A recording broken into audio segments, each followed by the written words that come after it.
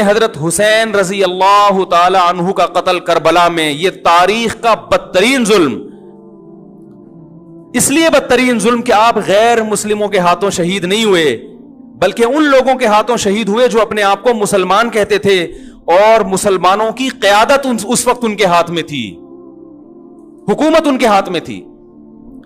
لیکن اس ظلم پہ اہل سنت والجماعت کے ہاں، جو سنی ہیں، ان کے چاروں مکاتب فکر کے ہاں نہ رونے پیٹنے کی اجازت، نہ نوحہ کرنے کی اجازت، اور نہ میرے بھائی ماتم کرنے کی اجازت۔ تو جو کر رہا ہے ان کا فقہ ہے، ان کو فالو کرنے دیں، ان کی فیلڈ میں آپ ٹانگ نہ اڑائیں، ان سے جا کے بلا وجہ بحثیں نہ کریں، بولے بھائی ٹھیک ہے۔ دیکھو آج جو اتفاق پیدا کرنے کی کوشش کی جائے، میں بھی شیعہ سنی لڑائی کا ہرگز قائل نہیں ہوں، لیکن اتفاق کی ایسی کوشش کہ آپ کی پہچان ہی ختم ہو جائے، یہ اتفاق پائیدار نہیں ہوتا۔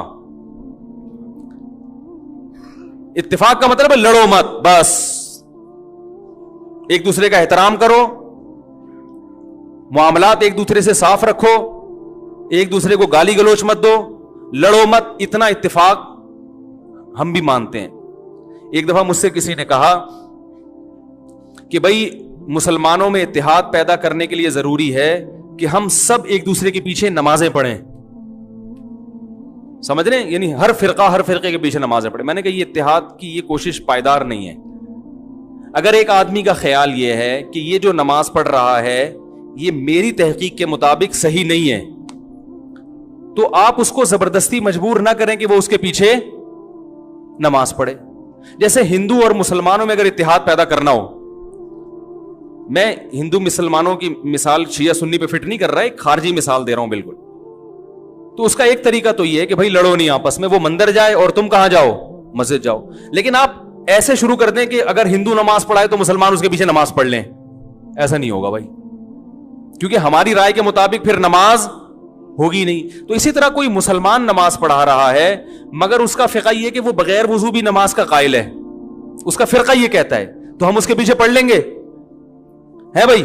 نہیں پڑھیں گے۔ ہم بولیں گے بھائی ہماری رائے کے مطابق آپ کی نماز نہیں ہو رہی، اگر آپ کا فقہ یہ کہتا ہے کہ بغیر وضو بھی ہو جاتی ہے تو ٹھیک، آپ پڑھتے نا، ہم آپ کو نہیں چھیڑ رہے، لیکن ہماری تحقیق یہ کہ نہیں ہوتی۔ تو اسی طرح میرے بھائی اگر میرا کسی کے بارے میں عقیدہ ہو کہ یہ شرک کا مرتکب ہے اور میں اس کے پیچھے نماز نہ پڑھوں تو اس کو فرقہ واریت نہیں کہتے۔ سمجھ رہے کہ نہیں سمجھ رہے؟ ہاں لڑے نہیں، دنیا میں درجنوں نظریات کے لوگ ہیں، درجنوں فرقے ہیں، درجنوں مذاہب ہیں، آپس میں محبت سے رہیں، عبادت ہر شخص اپنے اپنے اخپل طریقے سے کرے گا۔ بہت دنوں سے اخپل کا لفظ نہیں آیا تھا۔ اسی طرح میں سمجھتا ہوں یہ مشرک تو نہیں ہے تو توحید پرست، مگر اس کی نماز قرآن و حدیث کے خلاف ہے بالکل، اور ایسی مسٹیک کر رہا ہے جس سے میری رائے کے مطابق نماز ہی نہیں ہوتی، تو بھی مجھے یہ رائٹ حاصل ہے کہ میں اس کے پیچھے نماز نہ پڑھوں، مگر میں اپنی تحقیق اس پہ تھوپ نہیں سکتا زبردستی۔ تھوپیں گے تو پھر قواریت بڑھے گی۔ بہت مشکل ہے بھائی، بہت مشکل ہے سمجھانا۔ تو مجھے لوگ پوچھتے ہیں کہ فلاں کے پیچھے نماز پڑھو، میں کہتا ہوں بھائی نہیں پڑھو، کہنے سے فرقواریت پیدا ہوگی۔ میں نے کہا نہیں ہوگی فرقواریت پیدا، اگر آپ کی رائے کے مطابق اس کی نماز قرآن و سنت کے مطابق نہیں ہے تو آپ نہ پڑھیں۔ شیعہ سنی ہمیشہ سے آئے ہیں اور ایک دوسرے کے پیچھے نمازیں بعض نے پڑھی بھی ہیں، بعض نے نہیں بھی پڑھی ہیں، اور یہ بھی حدیث سے ہمیں ملتا ہے۔ دیکھو بنو قریظہ میں رسول اللہ صلی اللہ علیہ وسلم نے صحابہ کی جماعت کو بھیجا اور کہا کہ عصر کی نماز کا وقت جب تک عصر وہاں پہنچ کے پڑھنا ہے، مشہور حدیث ہے۔ راستے میں نماز قضا ہونے لگی، صحابہ کی ایک جماعت کا خیال تھا بھی نماز کا ٹائم ختم ہو رہا ہے، ہم پڑھیں گے نماز۔ دوسری جماعت کا خیال تھا کہ بھئی نبی نے تو اجازت نہیں دی۔ انہوں نے کہا بھئی اس لیے نہیں دی کہ نبی کو تھوڑی معلوم تھا کہ نماز قضا ہو جائے گی۔ ایک فریق نے نماز پڑھی اور ایک نے نماز نہیں پڑھی۔ اب آپ یہ تو نہیں کہہ سکتے جنہوں نے نہیں پڑھی انہوں نے ان کے پیچھے کیوں نہیں پڑھی، کیا وہ ان کو کافر سمجھتے تھے؟ بھائی مسلمان سمجھتے تھے، لیکن ان کا خیال یہ تھا کہ حدیث کا جو مطلب ہم بیان کر رہے ہیں وہ ٹھیک ہے، یہ جو مفہوم پیش کر رہے ہیں وہ ٹھیک نہیں ہے۔ نبی نے جب منع کر دیا تو ان یہ غلط کر رہے ہیں نماز پڑھ کے، لہذا انہوں نے نہیں پڑھی نماز۔ اور جب انہوں نے مقام پہ اثر کی پڑھی تو یقیناً انہوں نے یہ چونکہ پڑھ چکے ہیں، یہ تھوڑی پڑھیں گے ان کے پیچھے اثر کی نماز، ان کی تو ہو گئی ہے۔ تو دونوں فریقوں نے ایک دوسرے کے پیچھے نماز نہیں پڑھی، مگر اس کے باوجود نبی نے دونوں کو ملامت نہیں کی، کیونکہ ایک کا کانسیپٹ یہ تھا کہ بھئی یہ حدیث के मुताबिक पढ़ना वाजिब है, एक का कॉन्सेप्ट ये था कि हदीस के मुताबिक छोड़ना वाजिब है। नहीं पढ़ी, अपनी अपनी राय पर अमल किया, नबी के पास पहुंचे, नबी ने किसी को मलामत नहीं की। ना तो नबी ने ये कहा ये जन्नत में ये जहन्नम में, ये भी नहीं कहा, क्योंकि दोनों का मकसद अल्लाह उसके रसूल को फॉलो करना था। और ना नबी ने ये कहा कि तुमने उनके पीछे नमाज नहीं पढ़ी तो क्या तुम उनको काफिर समझते हो, हैं? क्या वो इंसान नहीं है? कुछ भी नहीं कहा। तो ऐन मुमकिन है कि मेरी राय के मुताबिक किसी के पीछे नमाज ना हो रही हो तो मैं नहीं पढ़ूंगा उसके पीछे नमाज। आप मुझे गन पॉइंट पे मजबूर नहीं कर सकते, और उसकी नमाज मेरे पीछे उसकी राय के मुताबिक नहीं हो रही तो ना पढ़े, कुछ कोई हर्ज नहीं है इसमें। हां, बिला वजह कुफर के फतवे लगा के एक दूसरे के पीछे नमाजें छोड़ देना, ये गलत है। नहीं आ रही बात समझ में? बिला वजह जरा जरा सी बातों को उछाल के वो उसके पीछे, मस्जिदों में 2-2 3-3 जमातें हो रही हैं, उसने इमाम साहब ने उससे कर्जा लिया, चूंकि वापस नहीं किया तो इसकी राय में इमाम साहब फासिक हैं, लिहाजा दूसरा इमाम अपने लिए अलग से लेकर आ रहा है, ठीक है ना, वो इनके पीछे पड़ेगा, वो ये गलत है। बड़ा इख्तलाफ जहां आएगा तो वहां नमाजों को हम इजाजत नहीं देते। तो शिया और सुन्नी का इख्तलाफ छोटा नहीं है, बल्कि बोलो भाई बड़ा इख्तलाफ है। हम तमाम सहाबा को हुज्जत समझते हैं, वो हजरात अहले बैत को ज्यादा फोकस करते हैं।